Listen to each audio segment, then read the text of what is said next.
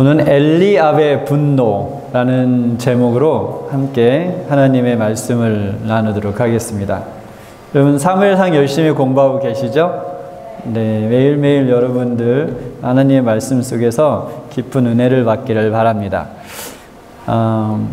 우리 살다 보면 때때로 삶이 좀 무겁게 느껴질 때가 있지 않습니까? 그렇죠?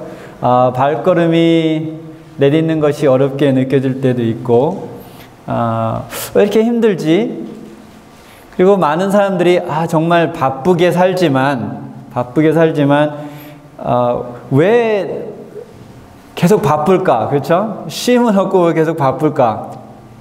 그렇다고 되는 일이 많은 것도 같지 않은데, 이런 생각들을 우리가 하게 되는데, 그 원인을 오늘 엘리압과 다윗과 골리앗의 관계 속에서 답을 한번 찾아보도록 하겠습니다. 저희가 이제 오늘은 성경절과 이제 부조와 선지자에 나오는 내용을 함께 읽어보면서 설교를 진행하도록 하겠습니다. 우리 사무엘상 16장 8절부터 11절을 한번 같이 읽어보겠습니다. 시작. 이새가 아비나답을 불러 사무엘 앞을 지나가게 하매 사무엘이 이르되 이도 여호와께서 택하지 아니하셨느니라 하니, 이사가 산마로 지나게 하매 사무엘이 이르되 이도 여호와께서 택하지 아니하셨느니라 하니라. 이새가 그의 아들 일곱을 다 사무엘 앞으로 지나가게 하나 사무엘이 이새에게 이르되 여호와께서 이들을 택하지 아니하셨느니라 하고, 또 사무엘이 이새에게 이르되 네 아들들이 다 여기 있느냐? 이새가 이르되 아직 막내가 남았는데 그는 양을 지키나이다. 사무엘이 이새에게 이르되 사람을 보내어 그를 데려오라. 그가 여기 오기까지는 우리가 식사 자리에 앉지 아니하겠노라. 그러면 이새에게 아들이 몇입니까? 8이죠. 그렇죠? 8이었는데 그 7명이 한 명씩 사무엘 앞을 지나갔어요. 그런데 다 사무엘이 뭐라고 했습니까? 아니다. 얘도 아니다. 얘도 아니다. 얘도 아니다. 라고 7명을 보냈어요. 지금 이게 약간 상황을 설명하면 하나님께 이스라엘이 왕을 달라고 해서 사울 왕을 주죠. 그렇죠?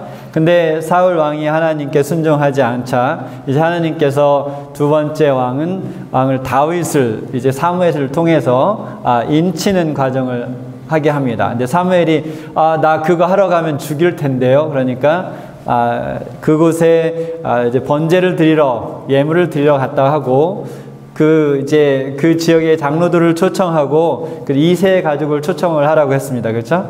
그래서 그 초청한 자리에서 이제 아직 이 사무엘도 누군지 모르고 온 거죠. 그곳에. 그렇죠? 누군지 모르고 왔는데 이제 한 명씩 누군가를 알아가는 과정이에요. 이제 12절 13절 함께 읽겠습니다. 시작. 이에 사람을 보내어 그를 데려오매 그의 빛이 붉고 눈이 빼어나고 얼굴이 아름답더라. 여호와께서 이르시되 이가 그니 일어나 기름을 부으라 하시는지라. 사무엘이 기름 불병을 가져다가 그의 형제 중에서 그에게 부었더니 그날 이후로 다윗이 여호와의 영에게 귀에 감동되니라. 사무엘이 떠나서 라마로 가니라 라고 했습니다. 근데 처음에 그 사무엘이 누구를 보고 이 사람이 왕감이다 라고 생각했습니까? 엘리압. 그렇죠? 엘리압이 몇째 아들이에요? 첫째 아들이죠. 그렇죠? 근데 하나님이 아니라고 그랬어요. 그래서 부조와 선지자에 보면 만일 엘리압이 왕위의 부름을 입는다면 그는 거만하고 가혹한 통치자가 되었을 것이다. 그래서 사실은 사울 왕과 비슷한 그런 통치자가 됐을 거라는 추측을 하고 있죠. 그렇죠? 다음 코테이션 한번 읽어보겠습니다. 시작. 엘리압이 사무엘의 검사를 받았고 의식에 참석했던 여선 형제도 그애들을 따라 계속 선지자의 심사를 받았다. 그러나 여호와께서는 그들 중에 아무에게도 당신의 택한 자임을 나타내지 않으셨다. 크게 불안한 마음으로 사무엘은 그 젊은이들의 마지막 사람을 바라보았다. 선지자는 어리둥절하고 당황해졌다. 그는 이새에게 네 아들들이 다 여기 있느냐고 물었다. 이새는 대답하기를 아직 말째가 남았는데 그가 양을 지키나이다고 하였다. 사무엘은 그를 불러오라고 지시하고 그가 여기 오기까지는 우리가 식사 자리에 앉지 아니하겠노라고 하였다. 그래서 사무엘이 기름불을 취하여 그 형제 중에서 그에게 부었더니 이날 이후에 다윗이 여호와의 신에 그에 감동되니라. 선지자는 그에게 맡겨진 일을 마치고 평안한 마음으로 라마로 돌아갔다. 이렇게 됐어요. 근데 보면 사무엘은 그가 온 뜻을 이새의 가족들에게까지도 알리지 않았고 다윗에게 기름 붓는 의식은 비밀리에 거행되었다. 이거는 그것이 하나님께서 누군가를 선택하러 오긴 했지만 그가 왕을 인치러 왔다는 이야기는 가족들에게 하지 않았죠. 그래서 이것을 우리가 잘 기억하고 그 다음 사무엘상을 읽다 보면 이해가 돼요. 다윗이 이제 사울 앞에 가서 이제 하프를 켠다든지 하는 그런 여러 가지 일들이 아직 그가 자기가 왕이다라는 사실을 인식하지 않고 있다는 사실을 알 수 있어요. 그래서 그런 인치는 작업은 있었지만 다윗이 왕이다라는 사실을 이새의 가족도 다윗도 모르는 상태에서 인침을 받았던 것이죠. 이제 16장으로 가면 16절 19절을 보겠습니다. 같이 읽겠습니다. 시작. 원하건대 우리 주께서는 당신 앞에서 모시는 신하들에게 명령하여 수금을 잘 타는 사람을 구하게 하소서. 하나님께서 부리시는 악령이 왕에게 이를 때 그가 손으로 타면 왕이 나으시리다 하는지라. 사울이 신하에게 이르되 나를 위해 잘 타는 사람을 구하여 내게로 데려오라 하니 소년 중 한 사람이 대답하여 이르되 내가 베들레헴 사람 이새의 아들을 본즉 수금을 탈 줄 알고 용기와 무용과 구변이 있는 준수한 자라. 여호와께서 그와 함께 계시더이다 하더라. 사울이 이에 전령들을 이새에게 보내어 이르되 양치는 내 아들 다윗을 내게로 보내라 하매. 그래서 계속 읽어보면 이새가 떡과 한 가죽 부대에 포도주와 염소 새끼를 나귀에 실리고 그의 아들 다윗을 시켜 사울에게 보내니 다윗이 사울에게 이르되 그 앞에 모셔 섬에 사울이 그를 크게 사랑하여 자기의 무기를 드는 자로 삼고 또 사울이 이새에게 사람을 보내 이르기어 원하건대 다윗을 내 앞에 모셔 서게 하라. 그가 내게 은총을 입었느니라 하니라. 하나님께서 부리시는 악령이 사울에게 이를 때 다윗 수금을 들고 와서 손으로 탄즉 사울이 상쾌하여 났고 악령이 그에게서 떠나더라. 여기서 보면 비록 그러니까 사무엘이 다윗과 다윗의 가족에게 무엇을 알리지는 않았어요. 왕으로 인침을 받았던 것을 알리진 않았지만 사무엘이 특별히 왔고 이새의 가족을 특별히 초청을 했고 그 7명의 아들들을 다 아니다 하고 이제 막내 다윗에게 인침을 했어요. 그렇죠? 그 과정 속에서 기본적인 느낌이 있다면 뭔가 특별한 일이 진행되고 있다는 사실을 인식하겠죠. 그렇죠?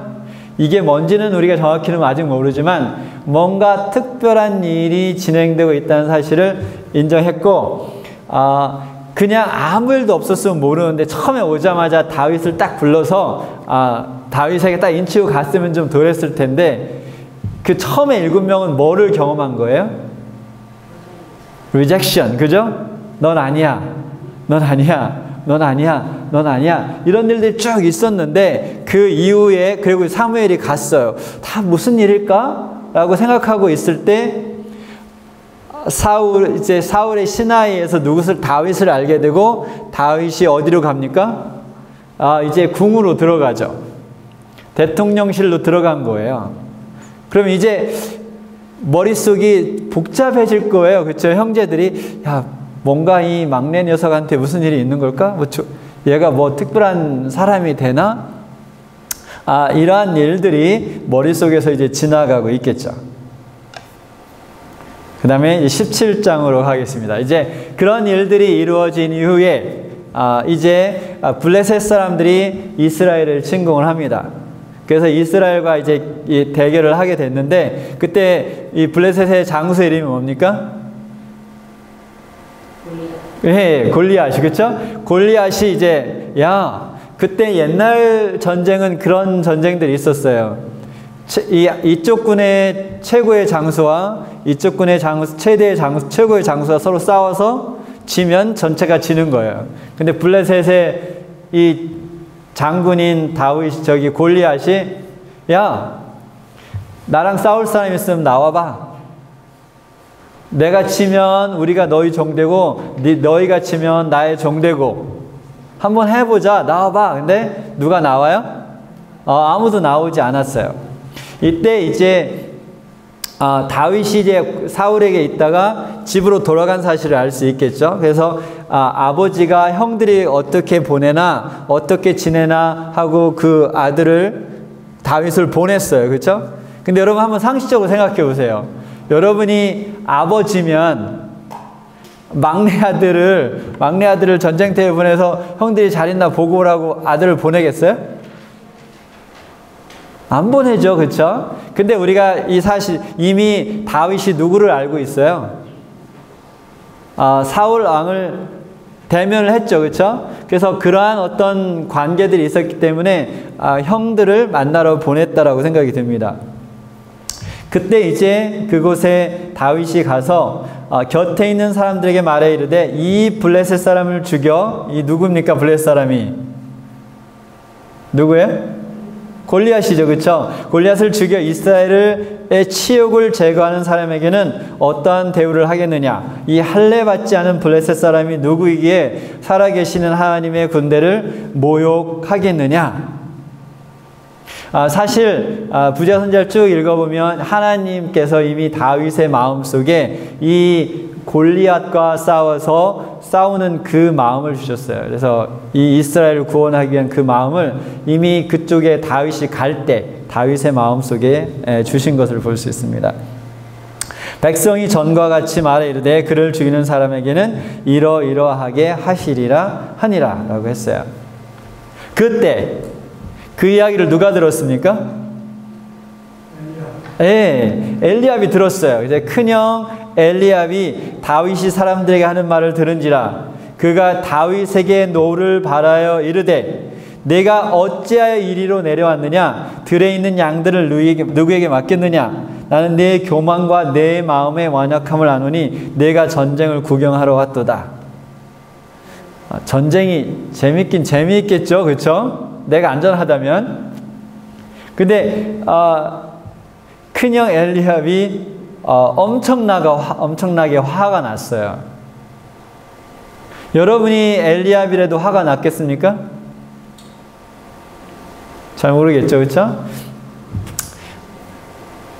다음을 보면 다윗은 치욕과 분개함을 같이 읽겠습니다. 치욕과 분개함을 금치 못하고 이 할례 없는 블레셋 사람이 누구간데 사시는 하나님의 군대를 모욕하겠느냐 하고 외쳤다. 이 말을 듣은 다윗의 맏형 엘리압은 어린 다윗의 마음을 흥분시키고 있는 감정을 잘 알고 있었다. 다윗은 한 목자에 불과하였으나 매우 보기 드문 대담한 성격과 용기와 힘을 나타내었다. 여기까지는 괜찮은데, 그리고 사무엘이 저희 아버지의 집을 은밀하게 방문했다가 말없이 가버린 데 대해 그의 방문의 참된 목적이 무엇이었는가 하는 의심을 갖고 있었다. 그들이 누굽니까? 다윗의 형제들이죠. 다윗이 그들보다 더 영광을 받는 것을 볼 때 무엇이? 질투심이 일어났고 다윗의 성실과 형제로서 보여주는 이 친절에 합당한 존경과 사랑을 가지고 그를 대하지 않았다. 네, 이미 그 하나씩 리젝션을 경험하고 마침내 다윗이 인침을 받았고 그 다음에 왕의 부름을 받고 하는 그 과정을 통해서 이 형들의 마음이 편치 않았어요. 이미 편치 않았어요. 같이 읽어볼까요? 그들은 다윗을 단지 풋내기 목자로밖에 보지 않았으며 다윗이 말한 질문을 듣고 엘리압은 블레셋 사람의 거인을 침묵시키려고 시도하지 못하는 자신의 비겁함에 대한 비난처럼 생각하였다. 엘리압이 분노하여 네가 어찌하여 이리로 내려왔느냐. 이제 사람이 그런 거예요. 내가 이렇게 낮아질 때 있잖아요. 내가 낮아지면 나에게 무슨 말을 하든지 그 말이 무슨 말처럼 들려요? 나를 무시하는구나. 근데 내가 자존감이 있고 이렇게 이게 높을 때는 그런 말을 들어도 내가 마음에 걸리지 않는데 자기 자신이 이렇게 낮아질 때는 이런 말을 들으면 저놈이 나를 비난하는구나. 네가 잘나면 얼마나 잘났어. 그래서 결국은 분노를 일으키게 만들죠. 들에 있는 몇 양을 네게 맡겼느냐? 나는 내 교만과 내 완약함을 아노니 네가 전쟁을 구경하러 왔도다 하고 부르짖었다. 다윗은 공손하게 단호하게 다음과 같이 대답하였다. 내가 무엇을 하였나이까? 어찌 이유가 없으리까? 라고 했습니다. 지금 우리는 다윗이 이세 아버지의 명을 받아서 형들이 있는 전쟁터에 갑니다. 그렇죠? 그런데 그 가는 도중에 다윗은 하나님의 부름을 받아요. 그 전쟁에서 골리앗과 싸워야 돼요. 그런데 그곳에 도착한 이 다윗은 골리앗과 싸우기 전에 먼저 해결해야 되는 문제들이 있었습니다. 뭐였습니까? 먼저 이 내부에서의 갈등을 해결해야만 했어요. 그 형제 간의 갈등, 그 내부의 싸움에서 극복을 해야만 그것을 이기고 나서야 무엇을 할 수 있었습니까? 골리앗과 싸우러 나갈 수 있었어요. 여기에 핵심이 있습니다. 시작할 때 제가 개미가 무거운 짐을 들고 가는 그림을 보여드렸죠? 왜 인생이 이렇게 무겁게 느껴지는가? 열심히 산다고 사는데 왜 성취되는 것은 없고 맨날 바쁘고 무겁고 괴롭고 힘든가? 그 첫 번째 원인은 내 내면과의 전쟁입니다. 누구와의 전쟁이요? 나 자신과의 전쟁. 그러니까 내가 준비가 딱 돼서 나가서 뭔가를 해야 되는데 여기서 계속 싸우고 있으니까 뭘 못하는 거예요? 나가서 일을 못하는 거죠. 제가 죄송합니다. 나이 이야기를 해서 제가 여기 나이 이야기할 것은 아닌데 제가 한 40대 후반 되면서 몇 번 그런 일을 경험했어요. 이렇게 운동하러 나가려고 옷을 딱 갈아입었는데 에이 뭐하러 뛰어? 그리고서는 다시 운동복을 벗는 경험을 몇 번 했어요. 많지는 않지만 근데 처음에 그것을 할 때 굉장히 충격적이었어요. 왜냐면 그런 적이 없어요. 이렇게 나가는 게 익사이팅하고 좋고 그래서 신나서 나갔는데 그 처음 경험했을 때 옷을 딱 갖고 이제 달리기 뛸 옷을 입고 딱 문을 나가는데 에이 뭘 뛰어? 그리고 그 안방문을 다시 들어와서 그런 경우도 있었어요. 몇 년 전에는 나갔어요. 그래서 나가서 저희 컬크브리지에 사는데 그 공원까지 한 500m거든요. 한 300m 가다가 에이 오늘 안 뛸래. 그리고 다시 집으로 터덜터덜 걸어온 적이 있습니다. 왜 못 뛰었어요? 내 내면 속에서의 나와의 전쟁 속에서 누가 졌어요? 제가 졌죠. 그리고서는 뛰지 못하고 돌아왔습니다. 여러분, 여러분 핸드폰을 많이 쓰다 보면 뭐가 부족합니까? 배터리가 부족해요. 그래서 어떤 사람들은 보면 대용량 배터리를 항상 추가로 갖고 다니는 사람들이 있어요. 근데 여러분 우리 사람 인체도 배터리가 있습니까? 네, 배터리가 있죠. 그렇죠? 근데 우리는 대용량 배터리를 추가로 충전할 수가 없어요. 뭐 가끔 보약을 먹을 수는 있겠지만 그게 거의 불가능하죠. 그 말은 우리는 생각할 때도 에너지를 써요. 그렇죠? 이 생각할 때도 에너지를 써요. 배터리를 쓴다는 거죠. 배터리를. 그 말은 이 내면과의 전쟁을 하는 동안 뭐가 다 써요? 내 배터리가 다 쓰게 되니까 실제적으로 내가 해야 할 일을 할 때나 하고 싶은 일을 해야 할 때는 뭐가 없습니까? 배터리가 고갈돼서 에너지가 더 없어요. 그럼 다시 충전하려고 하다 보면 시간이 걸리죠. 그렇죠? 근데 다시 충전하고 쓰려다 보면 쓰기 전에 엉뚱한 데서 다 이것을 뺏어가는 거죠. 여러분은 어떤 내면의 전쟁을 하고 있습니까? 사람마다 다 달라요. 그렇죠? 어떤 사람은 그것이 그냥 근심 걱정일 수 있어요.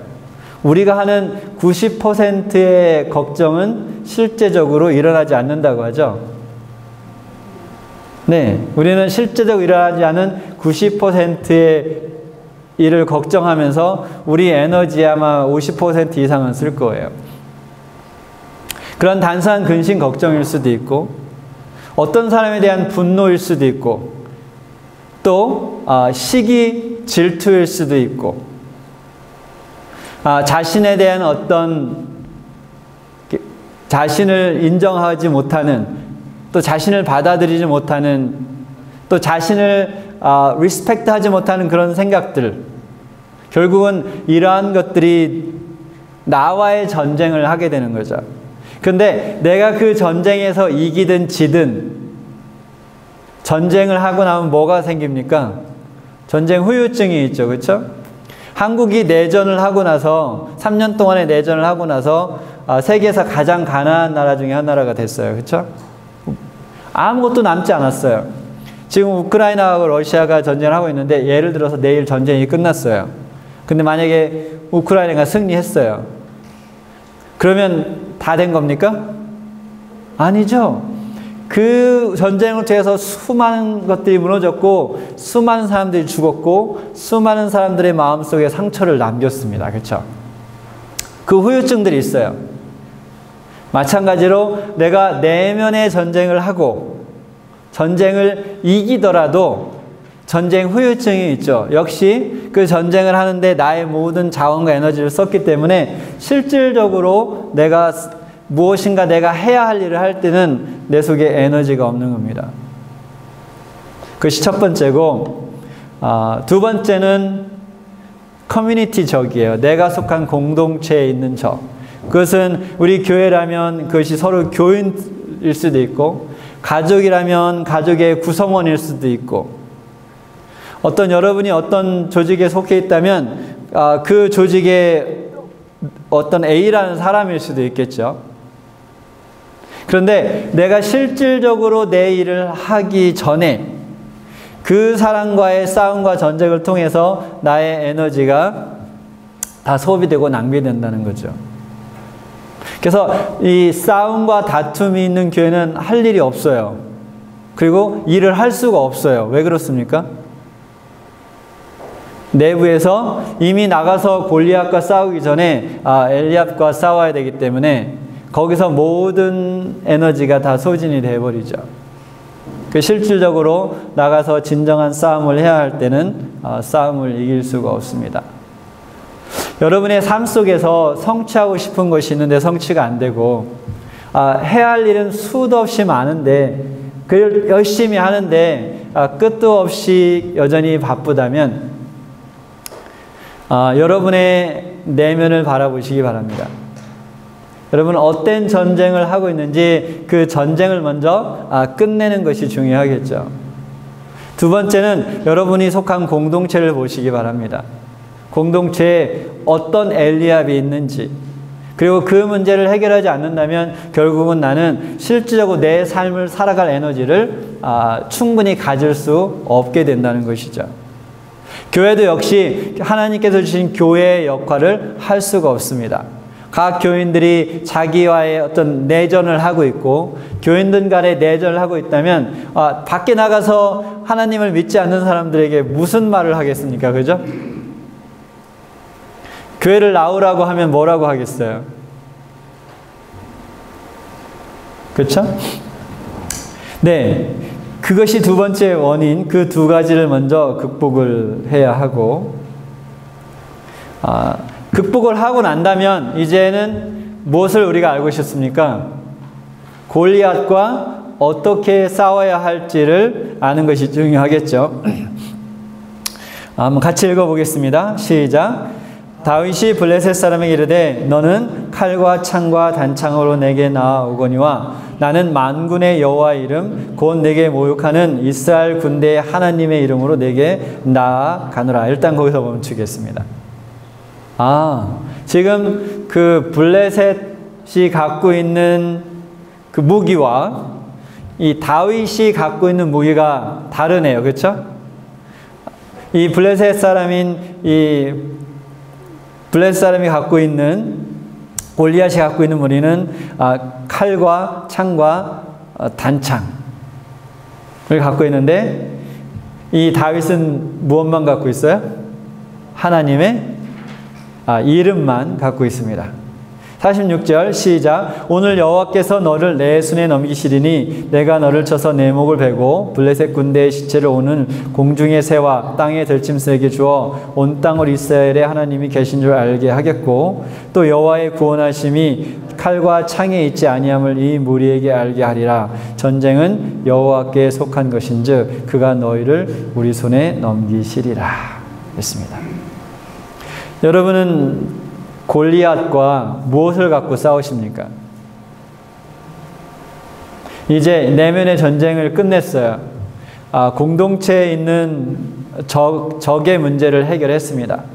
이제 내가 갖고 있는 모든 에너지와 자원을 가지고 골리앗과 싸워야 되는데 어떻게 싸우시겠습니까? 여러분은 어떤 무기를 들고 골리앗과 싸우고 있습니까? 일반 교회를 다니지 않는 사람들이 갖고 있는 무기는 칼과 창과 단창입니다. 그것이 일반적으로 교회를 다니지 하나님을 믿지 않는 사람들이 말하는 삶의 방식이고 성공의 방식이고 또 성취의 비결입니다. 그래서 이렇게 살아야 성공한다. 이렇게 살아야 부자 된다. 그렇죠? 이렇게 살아야 이름을 높이 날릴 수 있다. 라고 하는 세상의 삶의 방식이 있습니다. 우리는 그것을 수도 없이 듣고 있죠. 그렇죠? 미디어를 통해서 드라마를 통해서 책을 통해서 이러한 삶의 방식들을 우리는 계속해서 듣고 있죠. 그런데 또 다른 삶의 방식이 있습니다. 그것은 성경의 방식입니다. 나의 지혜와 나의 가진 것을 의지하지 않고 하나님의 이름을 의지하고 하나님께서 지시하신 곳으로 가는, 하나님께서 하라고 하는 대로 하는 삶의 방식이 있습니다. 이것이 고린도전서에 보면 세상 사람들이 보기에는 어떻게 보여요? 미쳤구나. 그죠? 미쳤구나. 이 다윗이 이 물매를 들고 윙 돌리면서 가니까 그 골리앗이 보고 뭐라 그랬어요? 미쳤구나. 그쵸? 제 정신이면 지금 나랑 싸우러 나오는데 그 돌 물매 가지고 윙 돌리면서 나오겠어요? 그쵸? 미쳤구나. 이것이 세상 사람들이 하나님의 방식대로 살아가는 사람들에 대한 표현일 수 있습니다. 그래서 하이프는 마지막 시대에 살아가는 남은 자손은 독특한 백성들이다라고 그랬어요. 영어로는 peculiar people이라서 peculiar. 똑같지 않아요. 왜 똑같지 않아요? 그들은 칼과 창과 단창을 쓰지 않아요. 무엇을 씁니까? 네, 하나님의 이름, 그렇죠? 하나님의 말씀이 무기인 것이죠. 성령의 검으로 싸우는 사람들이죠. 여러분은 골리앗과 무엇으로 싸우고 있습니까? 여러분의 손에는 무엇이 들려 있습니까? 여러분은 어떤 계획을 갖고 골리앗에게 나아가고 있습니까? 여러분, 그것이 칼과 창과 단창이었다면 오늘 그것을 내려놓으시기 바랍니다. 처음에 다윗이 사울에게 갔을 때 내가 골리앗과 싸우겠다고 했을 때 다윗에게 무엇이 주어졌습니까? 칼과 투구가 주어졌죠. 그러나 그것을 입어본 다윗은 뭐라고 했습니까? 나에게 맞지 않습니다. 나는 하나님께서 나에게 주신 방식대로 싸우겠습니다. 그래서 과감하게 어떻게 보면 가장 어리석은 방식으로 골리앗을 대면합니다. 누가 이겼습니까? 네, 골리앗은 넘어졌죠. 그렇죠? 네, 골리앗은 넘어졌어요. 그리고 다윗이 이겼습니다. 우리는 다 다윗입니다. 그렇죠? 다윗이고 우리는 수도 없이 골리앗과 싸우는 싸움을 해야 합니다. 근데 여러분, 좋은 무기를 갖고 있지 않다면, 아니면 바른 무기를 갖고 있지 않다면 우리는 이길 수 없습니다. 제가 이번 휴가 기간에 이제 제가 주로 가는 그 스탠리 센테니얼 파크라는 곳에 갔어요. 이제 캠핑을 하러 갔는데, 이제 추워질 때 캠핑을 하려면 불을 계속 떼야 돼요. 불을 계속 떼야 되는데, 불을 떼려면 나무를 해야 되잖아요. 그래서 그곳은 이렇게 쓰러진 나무를 한 곳에 이렇게 모아두고 캠핑하는 사람들이 갖다 쓰게 해요. 그래서 열심히 톱으로 잘라다가 날라가지고 도끼로 쪼개갖고 불을 떼는데, 이것을 한 번 떼면 괜찮은데 오래 몇 시간을 떼려면 굉장히 많은 나무가 필요해서 나중에 여기 손이 막 아프고 안 하던 일을 또 하니까. 근데 제가 그곳에 한 5년쯤 갔기 때문에 그 공원 매니저를 알아요. 개인적으로 이렇게 알고 뭐 가끔 차도 마시고 가면 그렇게 하는데, 제가 이제 온 거 보고 제 텐트 쪽으로 이렇게 오더라고요. 그래서 오랜만에 왔다고 서로 인사하고.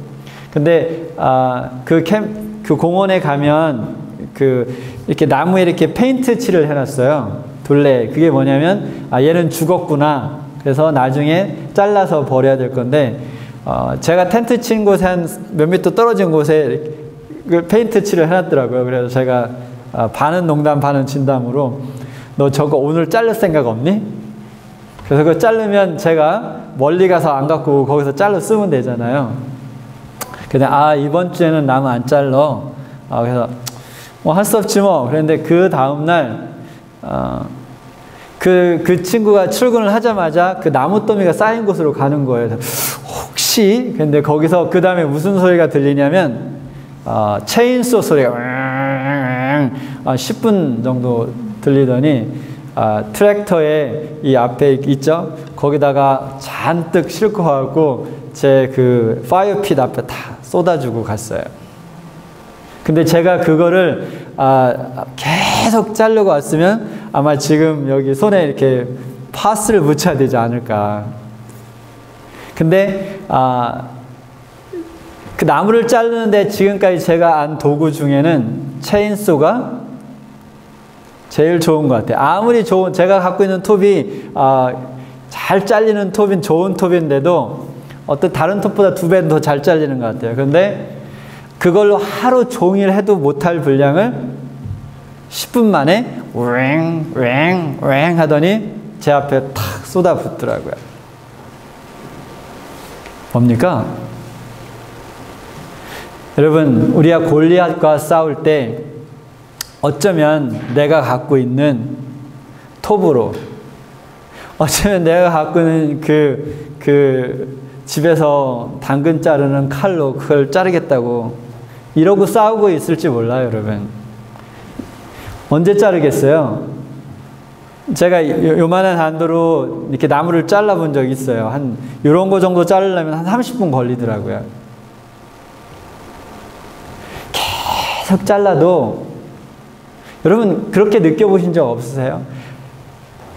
아닌데, 인생이 이게 아닌데, 이렇게 사는 게 아닌데, 그렇죠? 체인소를 쓰세요. 그게 뭡니까? 하나님의 이름.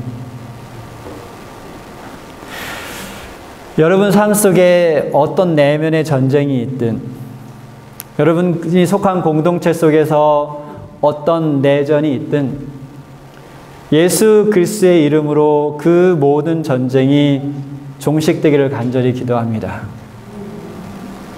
그리고 이제 여러분이 갖고 있는 모든 에너지를 골리앗과 싸울 때, 여러분 다른 필요 없는 거 다 버리시고 하나님의 이름으로 싸우시기 바랍니다. 그곳에 답이 있습니다. 그곳에